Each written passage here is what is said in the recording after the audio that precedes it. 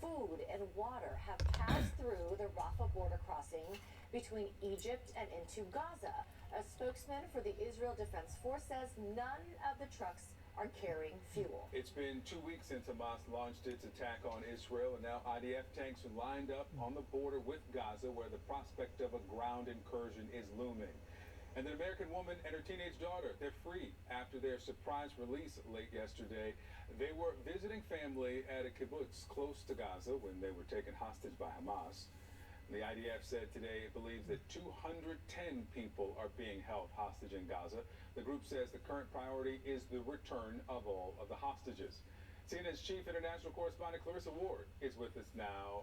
So let's start at this convoy of trucks coming in, 20 passing into Gaza, but officials in Gaza and those who are watching from outside of the strip, they say that it's just not enough. What do you know? That's right.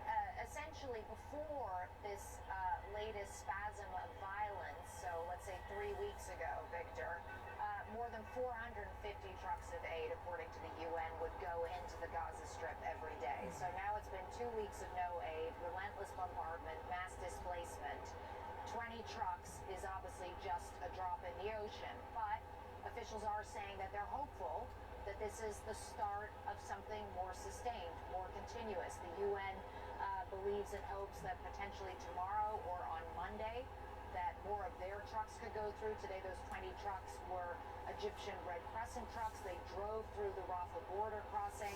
They unloaded that aid, which, as you say, was food, water, medicine.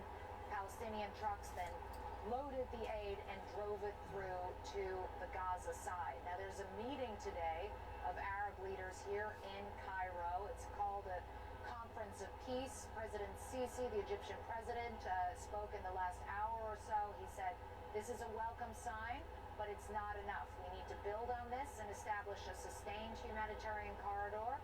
We need a humanitarian ceasefire as well. And beyond that, we need to work on establishing some kind of a peace process, a two-state solution. So quite a long list of things that need to happen.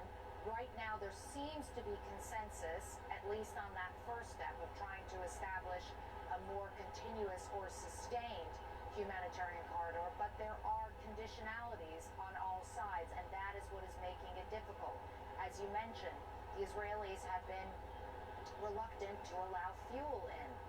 Fuel is needed to power generators. Generators are needed to keep the hospitals going. The hospitals at this stage are barely functioning. The fuel supplies, according to one UN person who I was speaking to, will be out or depleted in 2 or 3 days. So that is a vital resource that is desperately needed, and negotiations ongoing to try to get at least 100 trucks in every single day in what will be the beginning of a continuous corridor, and hopefully eventually also the establishment, as the Israelis had previously mentioned, and also President Biden and Secretary of State Antony Blinken, of some kind of a humanitarian zone where some of the 900,000 displaced people inside Gaza could find some refuge and some respite. We are still, though, a long way from that. Like you said, a lot of questions about the aid, how it's going to be distributed, and of course, will there be a sustained humanitarian corridor? What about the foreign nationals, Clarissa, who are waiting there at the border in southern Gaza? So they have been waiting there for many days now. The U.S. Embassy in Cairo says there's at least 235 Americans among them, possibly more, not to mention other foreign nationals as well. They've been trying to sleep near that border area, waking up early every day with the hope that potentially they might be evacuated. Obviously, waking up this morning to the news that at 10 a.m. local time, some of those trucks would be going in, and then getting the bad news that no international evacuations for today. These people obviously have been through a horrific time over the last 2 weeks. Continued bombardment, mass displacement, chaos, confusion, lack of basic vital supplies. They want to get out. At this stage, it's not clear when they will get out. But But again, the hope is that within the next couple of days, there would be an opportunity to get those foreign nationals out. That, of course, does not do anything to help the more than 2 million people who are still in Gaza and cannot get out. Not on the Israeli side and not on the Egyptian side. Clarissa Ward with the latest there, joining us from Cairo. Thank you. Now, Abood Okel traveled to Gaza from Massachusetts with his wife and their 1-year-old son, Yusuf, on what was supposed to be a 2-week trip to visit family, but obviously that quickly turned into a nightmare. Okel and his family are among the hundreds of Americans that have been trapped in Gaza since the attack by Hamas on Israel 2 weeks ago. Abood Okel is joining me now over the phone. He is at the Rafah border crossing, obviously on the Gaza side. Rafah, tell me about your situation. I understand you have tried multiple times to get through, but it's been unsuccessful. What's happening? Abood, are you there? Abood Okel, it's Amara Walker in Atlanta, just trying to see if you can hear us. Okay, obviously the connection there is going to be spotty as we do have him or we don't? Okay, we do not have him. Abood Okel, obviously a tough situation. We'll try to reconnect him. Well, Hamas has released 2 American hostages, a mother and daughter, nearly 2 weeks after they were abducted. Judith and Natalie Renan were handed over at the Gaza border to Israel Defense Forces on Friday. Right now, they're at an Israeli military base. They're going to be reunited, of course, with their family. CNN's Salma Abdelaziz joins us now from London. Salma, tell us how this happened and what happens next. Well, this really does begin to offer a sliver of hope for potentially some 200 hostages that Israel says are being held inside Gaza. Judith and her 17-year-old daughter are soon going to make their way to the United States. They are Chicago natives. They were visiting their family in southern Israel when this horrendous surprise assault by Hamas took place. They were released on humanitarian grounds, we understand. Now, Qatar was the country that was primary in this release, in negotiating this release, Qatar being a major backer of Hamas and able to speak to that group on the ground. But there's a lot of wrangling, diplomatic wrangling that happens in order to get hostages out. And President Biden has said that this is absolutely a priority for the U.S. administration. He says he's been working around the clock to get more hostages out. But when you look at that situation on the ground, that must be absolutely horrifying for families who believe their loved ones are trapped inside Gaza, a place that is being bombed and besieged, hundreds of airstrikes falling there a day. I think there is a signal, a sign in this of hope, but again, it is that fear from Israeli officials that some of these hostages could be used as human shields that continues to worry families, and there is no letting up, there is no slowing down of Israel's military offensive that puts potentially many of these hostages in the crossfire. Qatar says it's going to continue negotiations with Hamas. Egypt is involved as well in an attempt to try to get more hostages out. Hamas also released a statement saying that this is a sign of their goodwill, essentially a sign of showing that the U.S., Israel are liars and that they're willing to let people out, especially because this is on humanitarian grounds. But again, serious concerns, serious worries. We're talking about potentially 200 hostages trapped in a war zone. All right, Salma Abdelaziz, appreciate your reporting. Thank you very much. Israeli troops are still waiting for the expected order to start their Gaza ground assault. We'll discuss what that operation could look like and the dangers for both the Israeli soldiers going in and for civilians in Gaza. Plus, President Biden makes the case for billions to aid Israel at this moment. What's in the request and which lawmakers are already coming out against it? Next.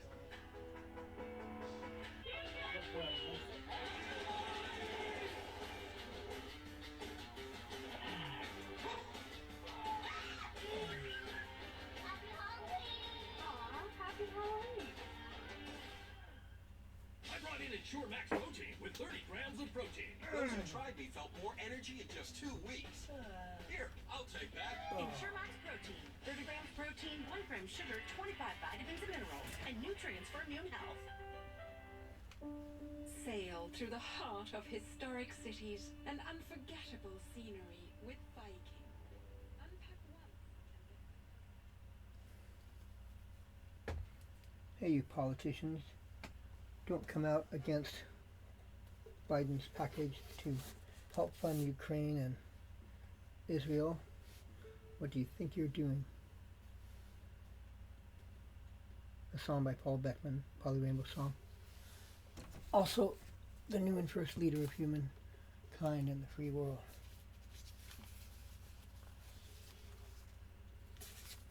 Created October 21st, 2023.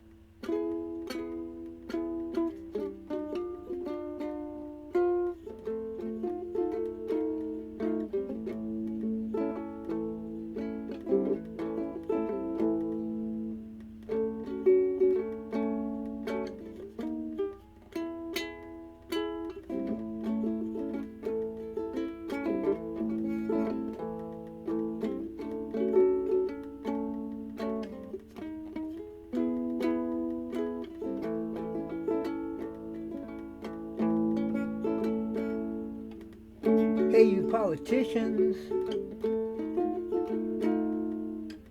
don't knock Biden's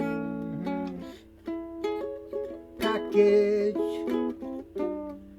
to fund Ukraine.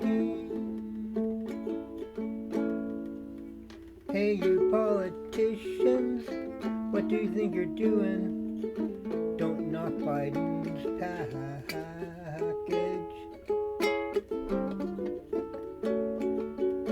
to fund Ukraine and Israel.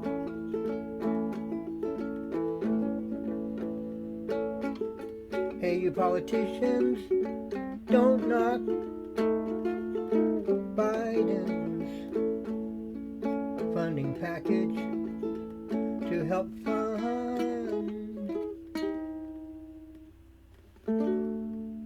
Ukraine and Israel.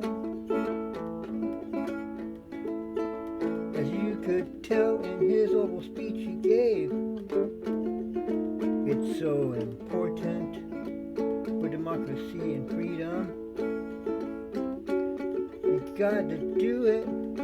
You just gotta do it. Gotta do it.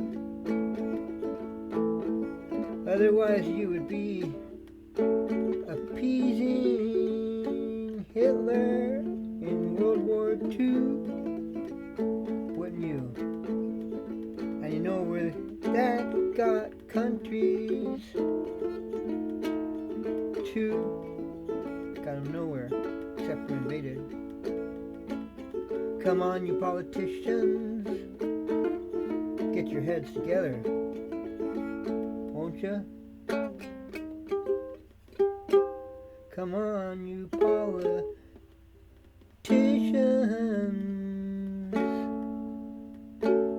support Biden's plans to help fund Ukraine and Israel.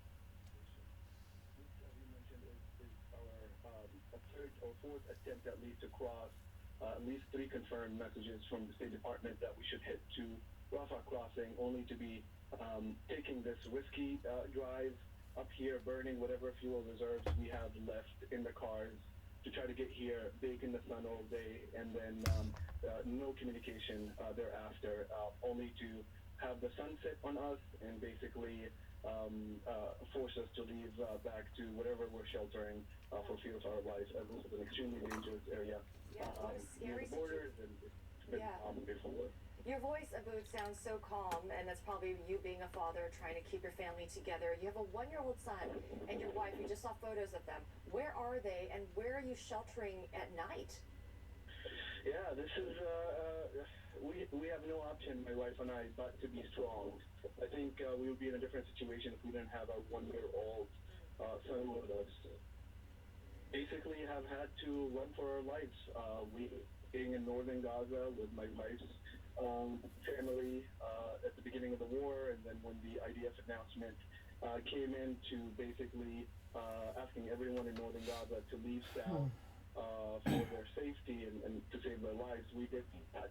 We actually started driving down with no place to go down south. It's like asking someone to pick up from Massachusetts and go to Ohio in 24 hours and just plan to be there indefinitely. So we're staying at a friend of a friend's house, someone that we've never met in our life, who happened to have their home close to the borders. We thought that's strategic, that we could stay close to the border because we have faith that the State Department would work on extracting us or getting us out of Gaza through some type of an arrangement. We've been here for a week.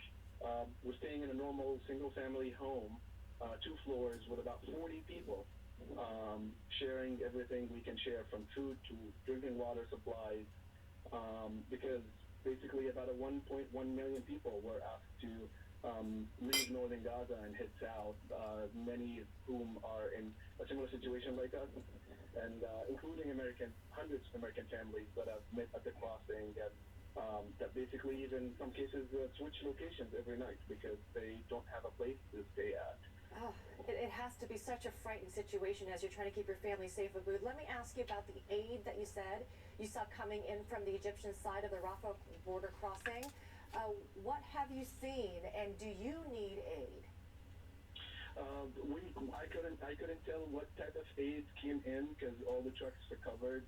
But I can tell you what I see whenever we have to make a run for food supplies for the household that we're sheltering in. I can't find milk for my son. That's his main source of nutrition. I have to go to 6, 7, 8 different markets at times under shelling during airstrikes to try to secure milk. Drinking water, we basically find drinking water that's sufficient for a day or two at tops. As you know, there's power has been cut off from Gaza, water has been cut off, fuel has been cut off, so even the few filtration stations that generate drinking water have been shut down. Food supplies in the markets are basically running out, and right now, another example is we ran out of cooking gas, so basically all of our food supply moving forward, and has been for the last few days, has to rely on canned food or things that do not require cooking, because it's either we rely on that as a source of nutrition, or we light up firewood, which we are preparing for. This is kind of the frustration. On one side, we're dealing with the war that is basically coming down on everyone in Gaza, including us and many of the 100 American families that happen to be visiting Gaza at a bad time, let's say. And then on the other side, we're having to prepare because we've been let down so far by the State Department of being in the borders and for extraction or for exit into Egypt, and it hasn't panned out. So we're also preparing ourselves for God knows how long this would drag. There's news of ground invasion that is imminent, and that's probably our biggest nightmare, is also how to deal with this. We're trying to keep our 1-year-old son safe as much as we can. We're trying to stay strong in front of him because he might not be able to comprehend everything that's happening, but he does pick up on fear. When an airstrike happens like it did yesterday, about 100 meters away from where we are, probably the day before, an entire house shakes, walls crack, and the wind shatter and fly. Pieces of glass fly everywhere, and my wife jumps, and every grown-up jumps out of the house there is no way to try to fool a child that is not safe. Despite that, we try to stay calm with him and keep him immune or isolated from this mess and this unfortunate. Oh my gosh, just to hear what you're going through, the uncertainty. How are you making it through each day? I mean, emotionally, and what are you and your wife saying to each other? And how are you keeping safe? Is any place safe? There is no place safe. We left northern Gaza, where bombing was a lot more intense than southern Gaza, we thought, relatively speaking. And we came to what was supposed to be a safe zone in southern Gaza Strip. Rafah, we're about 10 minutes away from the borders, and as I mentioned, the day before yesterday, there was a bombing, an airstrike about 100 meters away from the house. There's constant shelling, constant airstrikes in the area where we are. So we pretty much are cooped up indoors all day. No power. We rely on solar panels that last a couple of hours at most. That we try to charge our phones so that we stay in touch with the outside world, and there's no internet. The entire internet network has been taken down. So we try to rely on cell phone signal. We're fortunate that we have our U.S. number roaming with us, that we could pick up different cell phone providers that allow me to speak to you right now. But others are living completely in the dark. My wife and I try to calm each other down every night. We talk. There's been sleepless nights since day one of the war. I think my wife's biggest sign as well is we try to avoid seeing footage on the TV. We actually try to avoid watching news because when you see that amount of civilians and innocent people alive lost, and you see children among them, our biggest nightmare is that our son Yusuf would be potentially one of those children one day, and that's something that we can't think of. It took 3 years to have Yusuf. We've been married for several years and had tried to make a baby, and things didn't work out, and we had to go through artificial insemination and IVF basically, and 3 years of trying during COVID with many canceled cycles. For anyone who's had to go through it, they can relate the emotional trauma that comes with it, and only to be in a situation where we're not even considering fear for our lives. We're mostly concerned about fear for our son's life. So all dealing with all of this while not getting enough support from our U.S. government is just unthinkable right now. It's the last thing that we could think of is that we thought the U.S. government had our back. We thought we had no issues from day one, that we were fortunate enough to exist, but that's not how things are translating on the ground. We keep getting promised that we'll cross over through Egypt, and that's not happening. And I don't know why we're stuck in this situation. We mourn every civilian and innocent life death on all sides, no matter what belief or religion or faith they have, or even no faith at all. That's our moral values. That's how we've grown up as Palestinians. That's why I'm proud to be an American, because that's what we live by. Yet we feel like our lives have little to no value. I'm certain that if the State Department does really want to get them care of them, they could move things with all the mighty influence they have on all the different parties. Abood, Okal, I really appreciate your time, and I do hope that you can get you and your family and your precious son out of there safely. And I do understand what it's like to try to have a baby, and takes many years. The same situation for me, and I know what it's like to just appreciate your child even more because of the struggles. Abood, Okal, we are thinking of you, and we hope to see you once you cross over. Thank you. Let's bring it now, Major General James Spider Marks. General, good to see you. So I obviously prepared a list of questions to ask you, but you've been listening to that conversation. What's your reaction to what you just heard? Clearly, what was described is the human face of combat, the human face of war. It's timeless. It's been like this forever. Innocent folks get wrapped into it, and his predicament is clearly one that will not be resolved quickly if the gates are open and he can get his family through. God bless him, and we certainly would pray for that. I look at this and I go, the circumstance is horrible. It's tragic. All you need to do is go back to the Hamas leadership and say, okay, guys, you brought this upon yourself when you murdered 1,200 Israelis directly across the gates of Gaza. And this is where we are right now. So clearly the timing is horrible for that great young American family visiting other family in Gaza. So we need to pray and we need to work as hard as we can to ensure their release. But there will be, I would suspect, Victor, there will be a ground assault. It will occur, I would imagine, within the next day or so. Who knows what the timing looks like? The IDF is building up its forces. It will probably be a ground assault that probably has multiple avenues of approach that all link up at the same location. In other words, you want to secure the perimeter of where you want to fight. And then after you do that, and that's very swift, you then begin the reduction of really there are three targets. First, it's the political and military leadership of Hamas. The IDF knows who those folks are. If they have phones, they know where they're located. At least they know where the phones are located. And they're going to do their best to find those guys. I don't know if that's a capture or kill type mission. Probably it's a kill mission.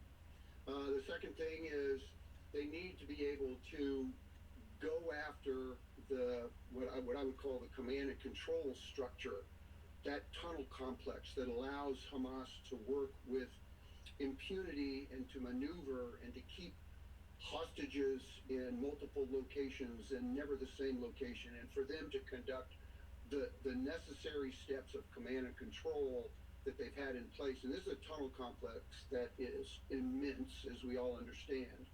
That is that's the biggest problem that the IDF has to confront, because that's the one that's going to cause the most destruction. And then the third thing is they need to go after the kit, the stuff, the mechanisms of war, the ammunition, the vehicles, the communications network, the cyber capability.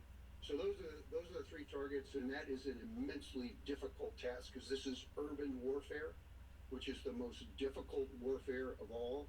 And in our past, we know how hard that is. Comparisons have been made to Fallujah. This is going to be orders of magnitude more difficult and bloody than Fallujah in Iraq in the early portions of the war, 2004, 2005. Do you think the freeing of those two American hostages yesterday delays the beginning of a potential ground incursion? That's certainly the intent, Victor, of Hamas. Is they want to throw a bone, and God bless that mother and daughter that were released. I mean, that's just a blessing. But clearly, what is also happening is, bear in mind that there are about 30 other nations that have hostages in Gaza. And I guarantee you those nations are now communicating with Israel and saying, look, let's give a piece of chance here. We got 2 Americans out. Let's see if we can get some other folks out, which the clear intent there by Hamas is to pause, put a lid on at least the timing for the ground assault, maybe letting diplomacy come up with some type of a solution before the ground assault. I'm not optimistic that that's the outcome, but at least it could pause it. So your question's spot on. Yeah. Let me ask you to respond and react to something that the Israeli president, Isaac Herzog, told, I believe it was Caitlin Collins last night, about, now we've talked about Israel's demand that people move from the north in Gaza to the south as they target the north. The WHO, many other organizations have said that it is impossible for that number of people to move. Also, there are hospitals that are occupied by people who've been pushed out of their homes, patients as well. Here's what he said. So we will try to minimize the civilian casualties, but we are determined to eliminate Hamas. It will not be easy. We encourage the population to move out of northern Gaza because we intend to come in. And when we come in, we're going to hunt down Hamas. We will eradicate them. So the population must move south. They can ignore our warning, but then they shouldn't come and blame anyone else but themselves. Blame no one but yourself if you cannot move south. First, let me say that was the former ambassador to the UN, not the president. But there are people who cannot move south. Second half of that is the IDF is still bombing the south. So where are people supposed to go? And if we're blaming the people in the north for what happens because they could not leave, who's to blame when civilians die in the south where Israel has told them to go?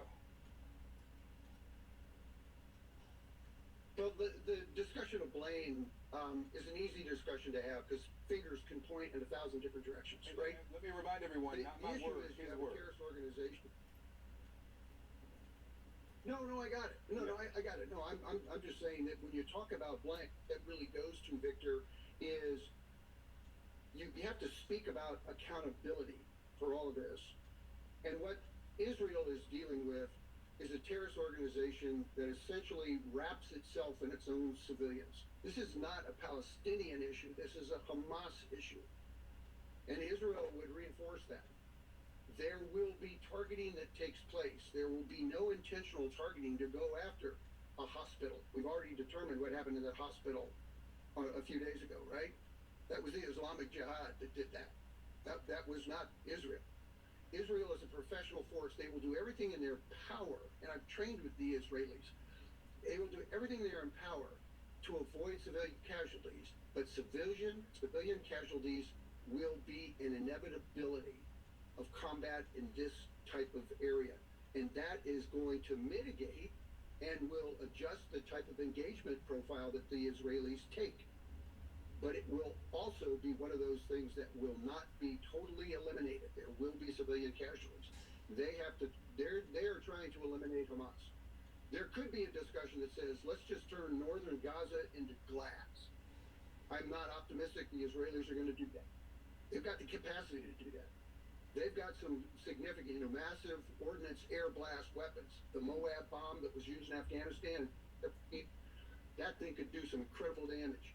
I am confident that the Israelis won't do that. They will be targeted in terms of how they approach. But yes, the very sad outcome is there will be civilian casualties. Major General James Spider Marks, thank you so much. We'll take a break. We'll be back. The new CNN Prime Time is where the truth shines. The day's biggest stories. The night's most essential reporting. This is the new CNN Prime Time. Weeknights starting at 7 on CNN. Every day, more dog people and more vets are deciding it's time for a fresh approach to pet food. They're quitting the kibble and kicking the cans and feeding their dogs dog food that's actually, well, food. Developed with vets, made from real meat and veggies, portioned for your dog, and delivered right to your door. It's smarter, healthier pet food. Get 50% off your first box at thefarmersdog.com/realfood. Shingles. The rash can feel like an intense burning sensation and last for weeks. It can make your workday feel impossible. The virus that causes shingles is likely already inside of you. 50 years or older? Ask your doctor about shingles. Life, diabetes. Each day is a unique blend of going, doing, and living. Lucerna Protein Smart with 30 grams of protein to help keep you moving. Uniquely designed with Carb Steady to help manage blood sugar response. Lucerna, bring on the day. My A1C was up here. Now it's down with Rebelsis. His A1C? It's down with Rebelsis. My doctor told me Rebelsis lowered A1C better than a leaving-branded pill. And that people taking Rebelsis lost more weight. I got to my A1C goal and lost some weight too. Rebelsis isn't for people with type 1 diabetes. Don't take Rebelsis if you or your family ever had medullary thyroid cancer or have multiple endocrine neoplasia syndrome type 2 or if allergic to it. Stop Rebelsis and get medical help right away if you get a lump or swelling in your neck, severe stomach pain, or an allergic reaction. Serious side effects may include pancreatitis. Gallbladder problems may occur. Tell your provider about vision problems or changes. Taking Rebelsis with a sulfonylurea or insulin increases low blood sugar risk. Side effects like nausea, vomiting, and diarrhea may lead to dehydration, which may worsen kidney problems. Need to get your A1C down? You may pay as little as $10 per prescription. This is spring semester at Fairfield Sassoon Unified. They switched to Google Tools for education because there's never been a reported ransomware attack on a Chromebook. Now they're focused on learning, knowing that their data is secure. Discover crisp morning air, flavors of the Spice Trail, peaceful places, encounters with nature, and so much more. From forest trails to our urban center, West Coast warmth is ready to welcome you. Leave the cold behind. Now is the perfect time to discover Surrey. We find what you need. Plus, you can count on access to a committed team ready to go the extra mile for you. Call, click Grainger.com, or just stop by. Grainger, for the ones who get it done. When Lila was ready to sell her ring, she sent it to Worthy, where they took care of everything and auctioned it on her terms. Then, Worthy sent Lila her money. You're worthy of more. Get started at Worthy.com. I'm Arlette Saenz at the White House, and this is CNN. Closed captioning is brought to you by Audiobook Network. Authors tell your story. Produce an audiobook with us. Want to earn more profits and find a new audience for your published book? Produce an audiobook. We handle narration, production, and digital distribution. 800-753-8559. Donald Trump has been dealt another big legal blow. Kenneth Chesebro, an attorney who helped orchestrate the Trump campaign's 2020 fake electors plot in Georgia, flipped and took a plea deal Friday. He pleaded guilty to one felony count of conspiracy to file false documents. 6 other felony charges against him were dropped. The Fulton County DA charged Trump and 18 others in the Georgia election subversion case. As part of his plea deal, Chesebro gets no jail time, but he must serve 5 years of probation and pay $5,000 in fines. On Thursday, former Trump campaign lawyer Sidney Powell, she also pleaded guilty and agreed to cooperate with prosecutors. The former president now faces the prospect of both Powell and Chesebro taking the witness stand against him.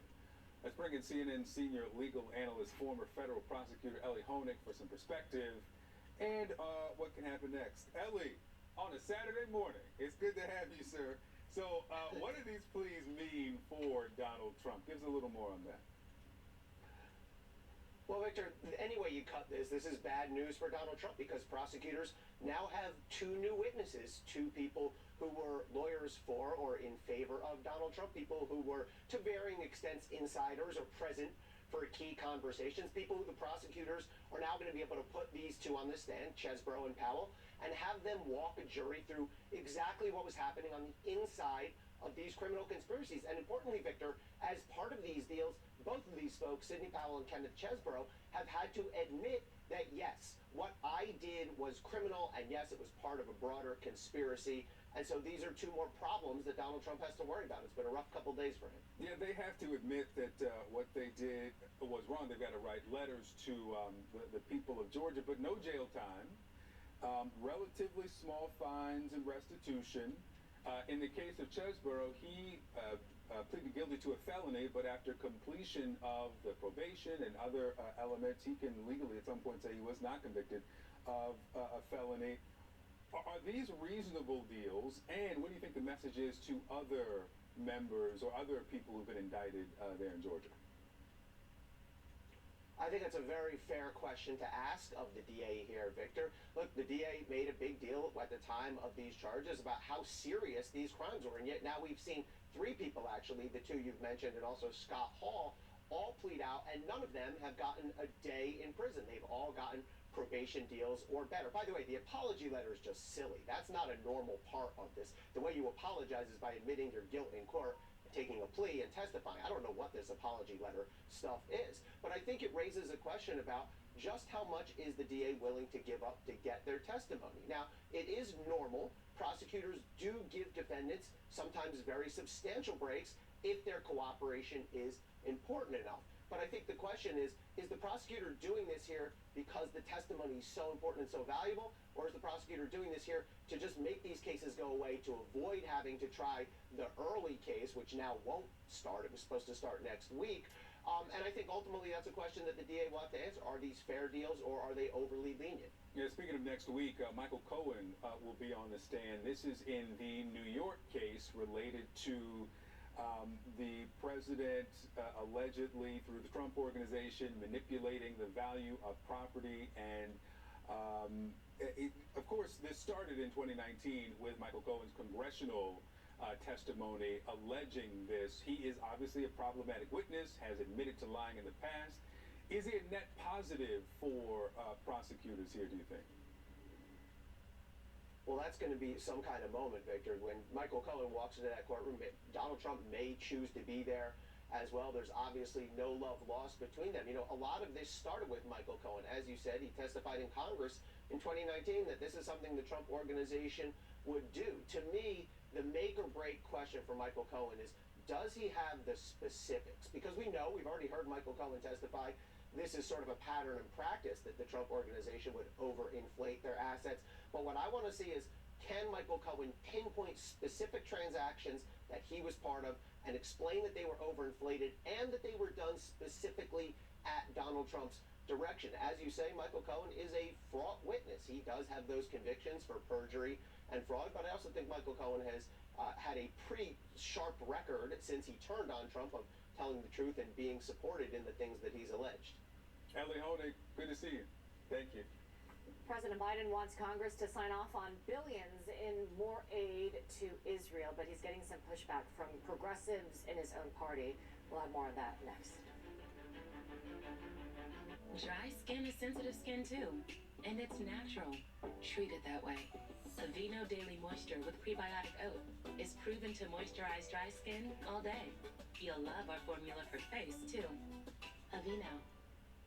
Wake up fully recharged and ready to face the day with a smile. Get your Emma Hybrid Comfort and put sleep issues to bed. Free delivery, 365-night trial, and 10-year warranty. Awaken your best at emma-sleep.com. Okay, everyone. Our mission is to provide complete balanced nutrition for strength and energy. Ensure with 27 vitamins and minerals, nutrients for immune health, and Ensure Complete with 30 grams of protein. How white do you think your teeth really are? Let's try the tissue test. Oof, still yellow. Whitening toothpaste can only do so much. There's toothpaste white and there's Crest 3D White Strips white. They whiten like a $400 professional treatment. So much whiter. Crest. When the world of business is constantly changing, you need to stay ahead. So what about AI to generate new possibilities? Machine learning to predict what customers will like. Or expand your business by forecasting delivery routes with real-time data. With the most experience in the cloud, imagine how AWS can transform your business.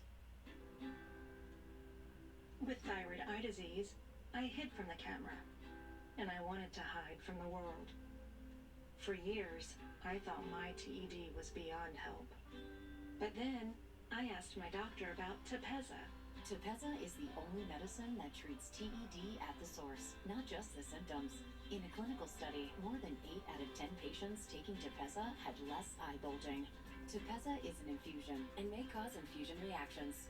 Tell your doctor right away if you experience high blood pressure, fast heartbeat, shortness of breath, or muscle pain.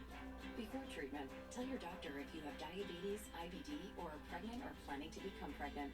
Tepezza may raise blood sugar and may worsen IBD. Tepezza may cause severe hearing problems, which may be permanent. Now, I'm ready to be seen again. Visit mytepezza.com to find a TED eye specialist and to see Bridget's before and after photos. Known as a passionate artist, known for loving the outdoors, known for getting everyone together. No one wants to be known for cancer, but a treatment can be. Keytruda is known to treat cancer. FDA approved for 16 types of cancer, including certain early-stage cancers. One of those cancers is triple-negative breast cancer. Keytruda may be used with chemotherapy medicines as treatment before surgery, and then continued alone after surgery when you have early-stage breast cancer and are at high risk of it coming back. Keytruda can cause your immune system to attack healthy parts of your body during or after treatment. This may be severe and lead to death. See your doctor right away if you have cough, shortness of breath, chest pain, diarrhea, severe stomach pain, severe nausea or vomiting, headache, light sensitivity, eye problems, irregular heartbeat, extreme tiredness, constipation, dizziness or fainting, changes in appetite, thirst or urine, confusion, memory problems, muscle pain or weakness, fever, rash, itching or flushing. There may be other side effects. Tell your doctor about all your medical conditions, including immune system problems. If you've had or plan to have an organ or stem cell transplant, receive chest radiation, or have a nervous system problem. Keytruda is an immunotherapy and is also being studied in hundreds of clinical trials exploring ways to treat even more types of cancer. It's true. Keytruda from Merck. See all the types of cancer Keytruda is known for at Keytruda.com and ask your doctor if Keytruda could be right for you. This is American infrastructure, a prime target for cyber attacks. But the same AI-powered security that protects all of Google also defends these services for everyone who lives here.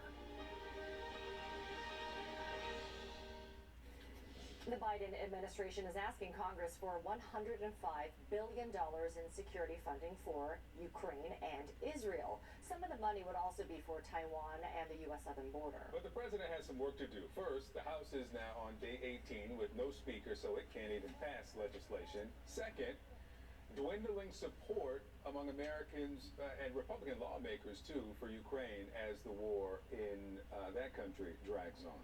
CNN's Priscilla Alvarez joins us now from Rehoboth Beach, Delaware, and the White House is well aware of these challenges as they ask for this $105 billion. They are, and it's part of what factored into President Biden delivering a primetime address this week to make a direct appeal to Americans and build up support as these conflicts are ongoing. And as Americans have become more hesitant or more in doubt about the U.S. aid to these conflicts. Now, this funding package that the White House has sent over to Congress is $105 billion, and it breaks down to the following, which is $61 billion for Ukraine, $14 billion for Israel, around $9 billion for humanitarian aid, and then funding for the U.S.-Mexico border and the Indo-Pacific region. Now, the White House believes that there is enough bipartisan support in Congress to get something like this through.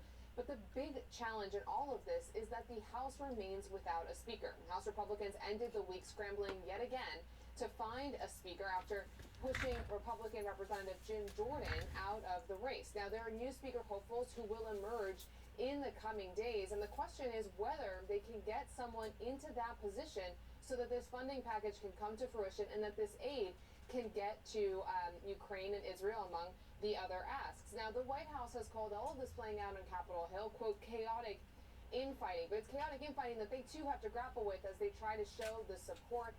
President Biden last spoke with Prime Minister Benjamin Netanyahu just yesterday over the phone, where they again talked about support, as well as the hostages still held by Hamas. The two of them are going to remain close, as the president has said before, as all of this unfolds and really remains a challenge for the administration as they try to show support for these conflicts. Emra, Victor? All right, Priscilla Alvarez, thank you very much.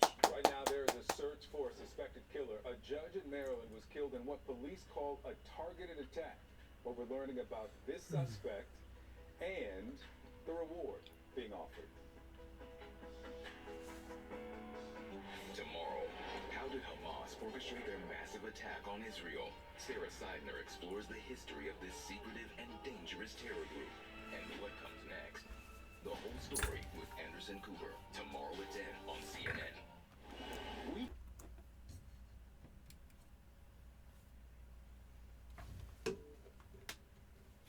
You gotta pass Biden's funding packages for Ukraine and Israel.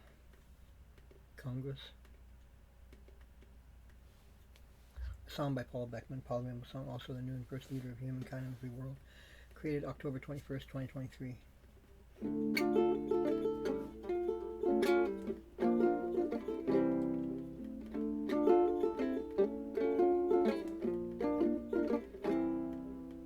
You gotta pass Biden's funding options he's put together for Israel and Ukraine.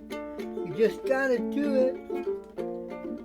The Republican Congress is so dysfunctional now. You gotta pass these aid packages. Yeah,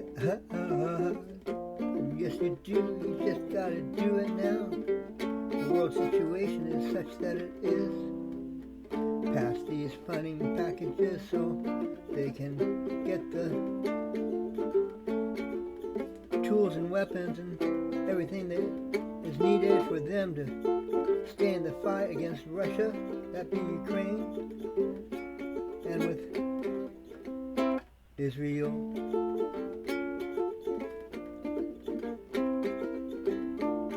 Yeah, let them be able to survive their fight against their foes. We all know what that means if they were to lose, yo. Don't let Russia win over Ukraine. Gotta keep helping Ukraine. Don't let Israel collapse and be taken over by the Arab states. It's gotta remain sovereign and independent too. Come on, let those aid packages Biden's put together help them. Come on, stop being such a disorganized and confused House of Representatives by the Republicans. Pass those aid packages. You gotta get a new speaker in the House, don't you? That's about the size of it, I guess. Well, such is the song. A few things going on. One dependent on the other, and the other dependent on something else. I guess this song talks about it. Or else, no reason for dysfunctioning chaos going on. Come on, get it together. No reason for this dysfunctioning. Come on, get it together. Get it together.